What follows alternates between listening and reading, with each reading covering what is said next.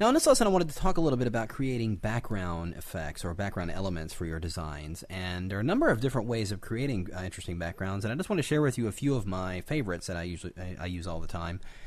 And some of them contain photographs, some of them are just creating art right from scratch, and that's what we're going to start with, is actually using an existing pattern. So I've already got my document set up here. I'm going to jump over to my file where I've got some stock art here. These are just a bunch of stock swirlies that I found, and I'm going to go and use the second one to create my pattern with. So I'm going to zoom in here and grab my lasso tool right here. I'm just going to drag around and select this one swirly shape here. And I'm going to go ahead and copy it to the clipboard, and let's go ahead and create a new document. And I'm going to change, now obviously it's picking up the dimensions of the selection that I just made, but I'm going to change it because I want it to be working in a perfectly square document. So I'm going to change that to inches, and let's set this to, well, let's do 5 by 5 at 150 in RGB. Doesn't really matter. Click OK. And then once that document's created, I'm going to go into the Edit menu and go to Paste. And there is my little graphic. Now it's still got that white background around it, so what I'm going to do here is a little trick for generating a selection of that.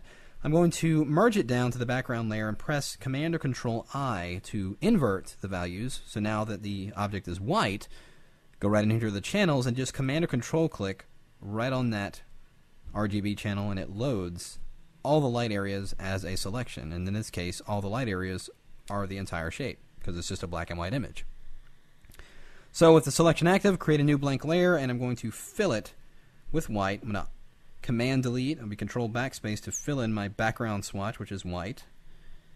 And now we can highlight that background layer and just fill it with black, and now our shape is on its own layer, and we can move it around. Now, let's start generating our pattern. Well, first thing I'm going to do is press Command or Control T and then rotate this. Holding down my Shift key, I'm going to rotate it so it's standing straight up, basically a 90-degree turn. And we'll position this right about here. I'm going to drag a duplicate, or just simply press Command J of that layer. And we'll go into the Edit menu and go to Transform, Flip Horizontal. And we'll just slide this over a little bit so it starts to give me what looks like a kind of a cool symmetrical look. And we'll just come out about right there. And then I'm going to merge those two layers together. I'm going to press Command or Control E. And let's go ahead and center this in the middle of my document. I'm going to press Command A to select everything and just center the alignment here. Now, press Command or Control T, and I'm going to scale this up a little bit. Now, here's where it gets interesting. I'm going to make 3 duplicates of this layer. Actually, just one for now. I'm going to press Command J, and it'll make a duplicate. And let's turn this off for now. And this top one I'm going to drag up to the very top here, pretty much until it snaps to the middle area there. And if you don't have that on, you can go down here to Snap to and then check it all on, because I feel it snapping right to the edge there. Again, with this one, I'm going to take it and go under Edit, Transform, Flip Vertical on the duplicate. Nope, it's not the one I wanted to change. Let's do select the top duplicate layer, then go under Edit, Transform, Flip Vertical. And we're going to drag this until it snaps to the bottom right there. Now I'm going to select, or press Command or Control A to select everything, and let's align those horizontally, each layer, as you can see. Now I'm going to make another duplicate of that layer. This time pressing Command or Control T, and I'm going to go in here and just hold down my Shift key and rotate 90 degrees again. And then take it right up to the top here, pretty much until that edge snaps in there. But I'm going to scale it disproportionately here. I'm going to hold down the Option key and just scale it from the center and just kind of get that shape kind of fitting in that area there. As you can see, it kind of scoops up in here and kind of fits in that shape there. So let's press Enter. And again, we need to move it until we feel it snap to the center there, right about there, right there. Again, pressing Command or Control A, and this time we're going to vertical align it. And we'll make a duplicate of that layer. Again, flipping this around. You can see what's going on. We're just taking the same shape and creating a kaleidoscope type of effect with it. Now that pattern is repeating all the way around. It's because we snapped those middles to the outer edge now. So, here's what we're going to do. I'm going to turn off that background layer. You notice each element is on its own layer, as you can see right there. And all it is the same shape. We just rotated them around and just created a really weird kaleidoscope effect. I'm going to turn off that background layer. I'm going to go ahead and leave the shapes white. You can barely see them against the transparent background there. But before I do anything, basically we're ready to define this as our pattern. But before I do that, I want to take and make the image a little bit smaller. Let's drop that resolution down to 100.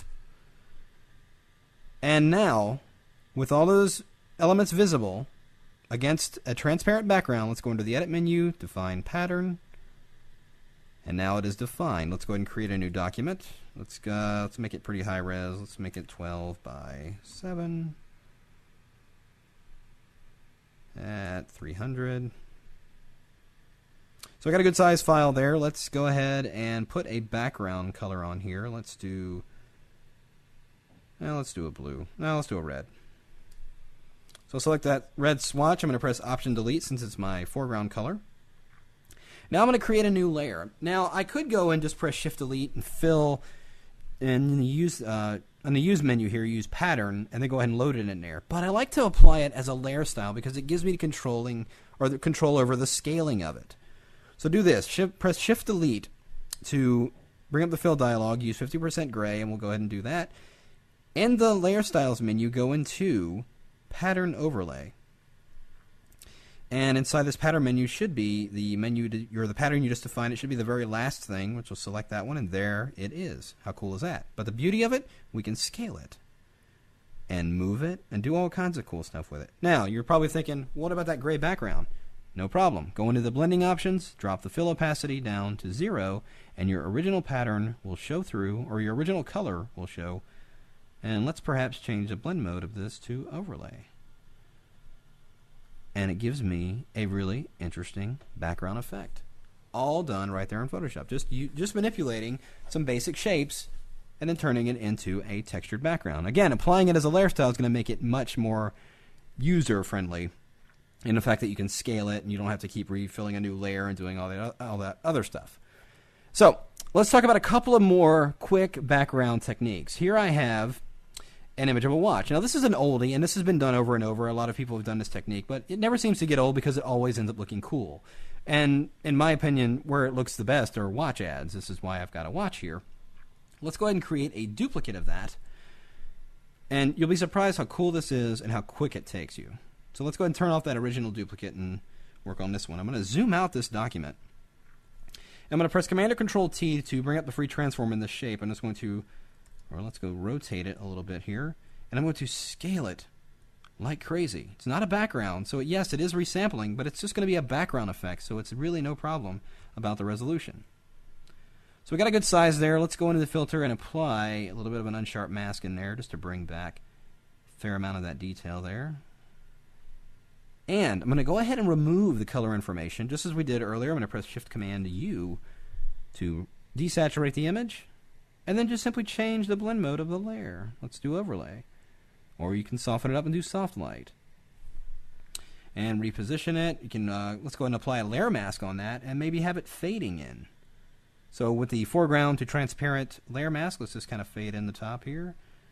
A little bit at the bottom there, so it's a very subtle screened background there. And let's bring back that original watch and make it look like it's in the ad there. So buy this watch, it's classy.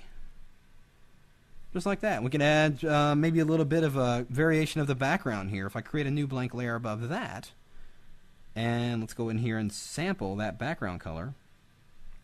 And on that blank layer, I'm going to use that same foreground, the transparent gradient. Put a gradient across there. We don't see an immediate change because it is the same color, but just change the blend mode to multiply. You get a variation of color in the background there, looking pretty cool. And you can always change the color.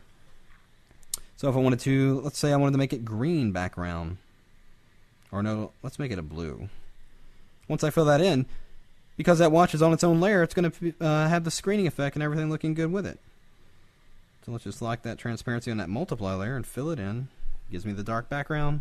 Everything looks cool. So that's it. Like I said, that's an oldie. It's a quick and easy way of making an ad or a layout look a little bit classier by making a bigger version of it and putting it in the background there.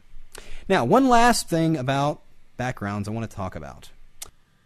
And that is something really cool in using adjustments to create backgrounds. Here I've got a very simple image of this girl, and I want to use this kind of as a screen background for my image. Well, here's a cool way of going about doing that. Go into the channels and Command or Control click right on that RGB channel, or you can press Command 2, and it will load the luminosity of your image as a selection. Well, go back into your Layers panel. Actually, before we do that, I'm going to deselect. You need to go ahead and create a new blank layer. And we're going to do this against a colored background. So I'm just going to go here and choose. And for argument's sake, let's do this blue background. So I filled the layer with the color. I'm going to go and turn it off for the moment. And again, let's go back into those channels and Command or Control click right on that RGB channel. It loads the luminosity. Back over into our Layers panel. But here's what we're going to do. We're going to go into the Adjustment menu and choose Levels. And with that active selection, you'll notice what happened here. It popped open the Adjustments panel with the levels ready. Here's the adjustment layer with the layer mask of the image. So if I just go in here and modify the settings here, it'll bring back that image in there. And this is just an adjustment. It's based on a selection, but it gives you that screen background effect, and you have complete control over how much or how little is seen. Just like that. So it's really just applying levels to this colored layer, and you're only seeing it through the layer mask, which is made up of that image. So it's a cool way of generating a screen back version of a background. It's not taking up a whole lot of your file, because this layer mask makes the file considerably smaller than using an actual layer. So it's another way of going about creating backgrounds in Photoshop. So that's just a handful of my favorite ways of going about creating backgrounds. Like I said, there's a number of different ways, but I hope this gives you a good place to start on generating your own very cool backgrounds.